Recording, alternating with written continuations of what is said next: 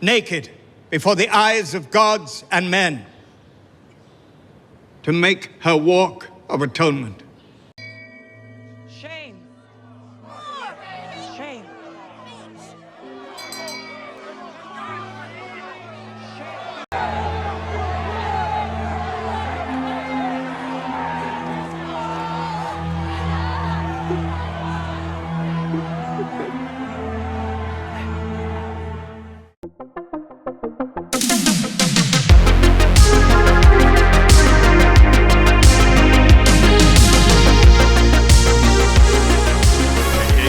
Boys and girls, welcome back to Midgame Life Crisis Access Media. Why can't they stop lying to us? God damn it! Wolf. Those bastards. I'm Inconsistency, by the way. I'm Werewolf. Yeah, what's up? So, yeah guys, we want to talk about the Access Media and how they can't stop gaslighting and lying to us when it comes to Dragon Age the Veilguard.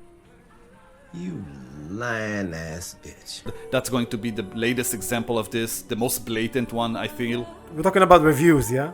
Yeah, of course, of the Access Media. The media that pretty much gets to review all the shiniest, newest games from the big AAA companies, such as EA, and get to have a shiny, nice, lovely trip to sunny San Francisco. Yeah. Yes, we talked about this in our previous video. Sit in a tavern set and play Veilguard. Yeah, it's so nice and lovely that you get to play the game in ideal conditions, and then you go home and you need to be very, very careful what you type if you want to be invited to the next event and the next game. Just a small price of your soul. That's it. It's no big deal. Your soul is mine. Yeah, just the small price of your personal journalistic integrity. No biggie, no biggie. Let's get into it. Let's look at the Urban Dictionary definition of access media. Yeah? Corporate advertisers posing, I love that, as journalists who try to pass off their reviews, commentary, and other content as unbiased reporting.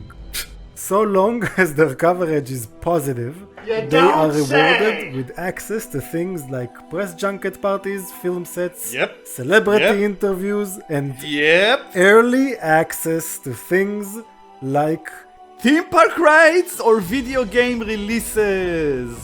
Access media is actually a synonym for shill. Yeah, so basically what they do is they prioritize good and charitable reviews, even to pretty mid to bad games a lot of times. Look at Veilguard. You look at the Steam page and it says in the reviews section, IGN, a 9 out of 10. And I'm not even gonna give the line that they put there. It's horrific, I'm gonna say it later. Derivative. And Eurogamer gave it 5 out of 5. That's 100%. That's a flawless game. Yeah, we wanna give those two examples because those are the two articles that EA, the publisher, chose to put under Dragon Age the Veilguard review page. Okay, in Steam. So let's talk about why they chose those three. There's another one, by the way, from Rolling Stones, I think, right? Yeah, a ton of outlets reviewed this game. Yeah, but there's a reason EA or Bioware or both of them chose those those three specific reviews to put them in the front of their Steam page, bro. A very, very strong reason, right? Yeah. But once you go and you dissect those reviews and you actually read them thoroughly, you find a lot of inconsistencies in them, and you don't understand how did this person get into the score that they got when you read into it. When you read the amount of issues those people actually have with the game, and then they say they give it a 9 or say something like it's the best Bioware ever has been, or this is the best fucking RPG of the year. Game of the Year edition, yeah. Nah, bro. This is some gaslighting bullshit, and let's get into the actual quotes right here. Guys, before that, please tell us below, do you take large media outlet game scores seriously? Or when there's a game you're hyped for, you wait for a user or some online opinion that you trust? Let me know what you think. Let me remind you guys that IGN are the same guys that gave Concord a 7 out of 10. Oh yeah. Alright? That game that after 2 weeks closed their servers. 6, give it some respect. Was it 6? I think it was 2 weeks, wasn't it? Anyways, whatever. Potatoes. It was a terrible video game. But it got a 7 out of 10. How? Why? Why? I don't know. But let's see about the Veilguard, what the Dear Access Media has to tell Let's us. look at the IGN article. We took some cherries, you know? We're not gonna give you an entire article. 9 out of 10. 90% for Dragon Age, the Veilguard, yeah? Let's see. This is ridiculous. Interesting and endearing companions. Oh, well, yeah, sure they're endearing, because it's written for a Care Bear episode. I mean, I've seen now about, without exaggerating, about 5 or 6 straight hours of just cinematics and dialogue in this game, and there is nothing endearing or interesting about these characters. The only interesting characters are the old characters from the previous games. Those are the only interesting characters in this fucking game, and even them were written down to talk like babies. Little more shows the other person you mean it. Well, what if they mean it when they say they're sorry, though? And that's the other reason. Some people mess up and get all dramatic. They make it about them. Yeah, it's not even that they are so bad that they make you hate them, you know? Lots of games have characters that they want to make you hate them. No. These characters are just, you feel nothing. Because there is nothing to feel. The whole game is void of any soul or feeling. Like it's people talking like robots. Whatever. It's like the nemesis in the never-ending story. It's the nothing. Yeah, and right into the next quote, this person says, upgradable loot was more than enough to satisfy my RPG appetite. Must be on a diet. If not to fulfill my wildest fantasies of intricate battle management. Come on, don't bullshit me. Intricate battle management. Are we talking about the same game here? Yes. Are we talking about the same game here? The game that took all the tactical pause and oversight and threw it away. And now you have arcadey, spongy enemies, dodge roll. You're controlling only one character, man. Yeah. I mean, you can shout orders. Yeah, you can combo with your companions, which cannot die during combat, by the way. I don't know if you know that. This is some intricate shit, my man. This is the most intricate battle management that I have ever seen. Yes. I mean, I know they're talking about specifically about the loot and how you upgrade it and the abilities and the skill trees. My man, you have those skill trees in God of War. Yep. You have skill trees in so many other similar games. It doesn't make them good RPGs, okay? Nobody's calling God of War an RPG. It's an action game. With an RPG, with light with RPG elements. Exactly. And this is what this game is. It's not an RPG. Yes. Let's go on to the next one. It ties perfectly into it. Further down that review, they say, most Bioware game of all time. Bullshit! Oh my god, man. We just said it's not even an RPG, and this is the best Bioware has got. But look, they even have a quote inside their own review that contradicts this. Because it says most Bioware game of all time, and then they say the pacing early on is kind of weird too. And I felt like I could practically smell the rewrites. No shit. I mean, The company that made its name from writing the stories, and this sounds like to you the best work they've ever made? keep going. The most interesting bits of narrative design don't come until the very end of Veilguard's story. Yep, so 100 hours in? Let's say 60 hours in, okay? You're giving too much credit to this game. There is no 100 hours of gameplay in this game, bro. 60 hours in. This is the most Bioware game of all time? Yes, You're the telling me? most Bioware game of all time. The company of telling stories through characters. Most of Bioware, 90% if not more of the actual Bioware guys, people who made those original games are not there anymore, man. So what are you talking about, the most Bioware game? That's gaslighting. I'm sorry. That's, yeah. It's lying through their teeth. The Access Media keeps lying to us, man. Let's give it one more or two and then move on to Eurogamer. It just goes on with the same fucking stupid lines. Deserves its place in the RPG pantheon. It's all bullshit. All of it. Oh my god, bro. This game is barely It's not an RPG. Your choices don't matter. Exactly. This game is super linear. You got choices that don't matter. The loyalty quests are absolutely pointless because you make them and then you get the companion loyalty. You can't fail them. The companions can die. There's no real outcome that is anything realistic. And this is the RPG pantheon. It's not even an RPG. The only choice you make that matters, it comes in the end, nearly the end of the game. That's it. The end of the game. Other than that, nothing that any choice you make makes zero fucking difference. Zero. To the story, to the characters, to the companions, motivation, nothing. It's so shallow and immature and terrible. I'm sorry. Yes. This is not an RPG to the Pentium. It's not. It's not. It's And not this is an definitely- RPG. You stop the sentence and it's not an RPG. It's not an RPG for the Pantheon. But this is the most Bioware game ever, right?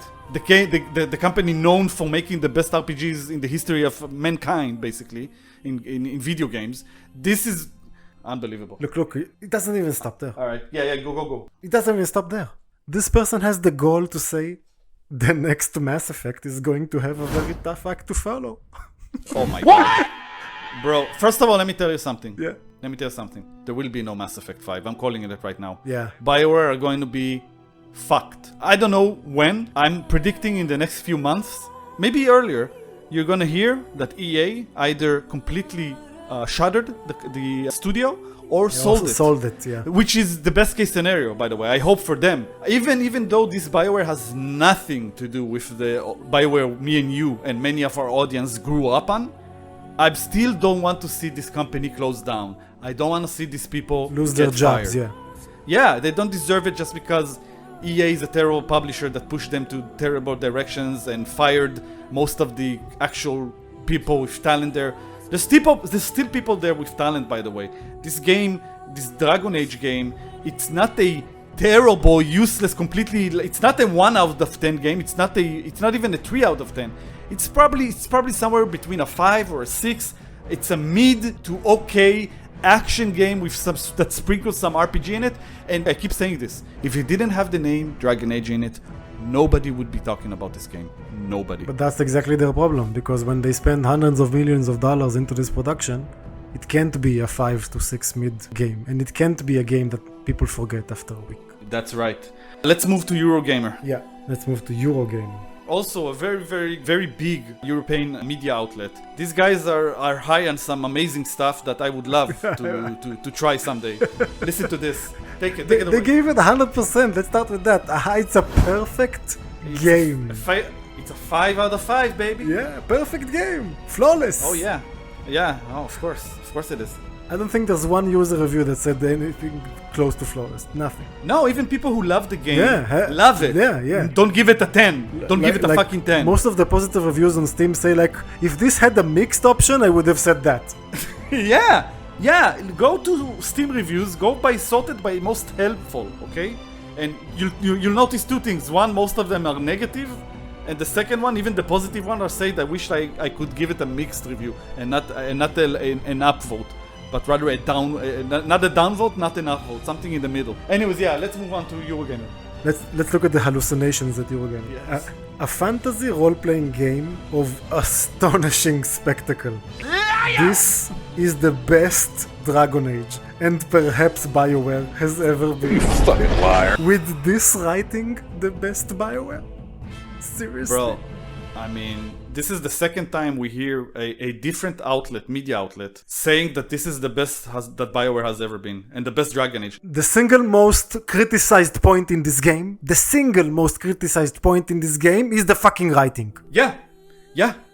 All of the internet is full of memes about the writing of this game. Yep. There's a reason for that. Yeah, and this is the best of Bioware? Yeah, this is the best of Bioware. That 2 weeks from release, there's only 20,000 people playing this game. Under 20,000 people playing this game right now. Concurrent players. This is the best of Bioware. How Really? can they write this and not feel shame? Seriously, shame. I'll tell you why. Let me explain to you, Werewolf, why they don't feel any shame. Because when they fly you on first class to an amazing hotel in sunny San Francisco, all right, and you get to the best events with all the good-looking women, like, cosplaying as characters from the game you're going to review, feeding you with shrimps and stuff like that. Yes, you will be enchanted. You will be happy. You want to go to these events. You do not want to be blacklisted, which, by the way, I don't know if you know this, EA blacklisted a bunch of YouTubers and other media outlets that weren't very favorable towards them in their previews. After being invited to San Francisco. Yeah, they literally blacklisted them. They didn't get back to them after they released their early previews, and those previews weren't even that bad. Doesn't matter. How dare they not bend the knee to EA? I don't understand. Yeah, like I said, there's a reason for everything that's happening in the Access media, my man. Let's look at another quote from Eurogamer. And it's how the game approaches complex topics from our own world. Topics like gender identity, neurodiversity, personal trauma, and parenthood. Yes. Now, look, ideally, each one of those is an excellent thing to approach in gaming, okay? Projection is a great thing in psychology and it helps people, and I'm happy to help people with games, with the media they love. But approaching all these topics seems logical to you in a dark fantasy world where you're talking about a world-ending existential threat? No, listen, it doesn't matter that two elven gods want to destroy our world, man. I want to talk to you about my feelings right now. Listen. That's what I mean. No, shut up. You will listen when I talk. Sorry, I'm sorry for saying shut up. That was I apologize for saying that, but please listen to my feelings, because I want to talk about my feelings right now. I'm hungry. I want to go eat something. Fuck the elven gods, bro. Okay? Let's go eat something and talk about... They can wait. This is some Care Bears bullshit, my man. Yeah, this is the Care Bears stare, this game. Care Bears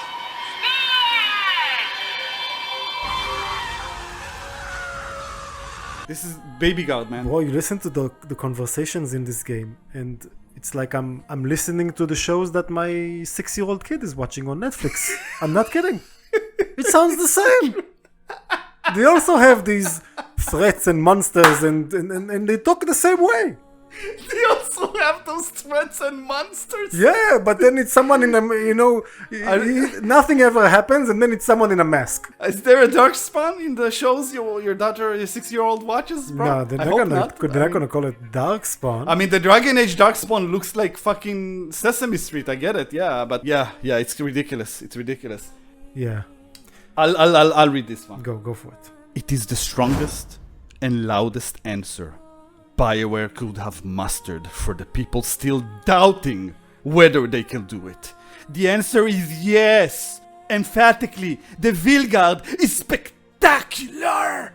Bioware is back. Yeah, back in the dumps.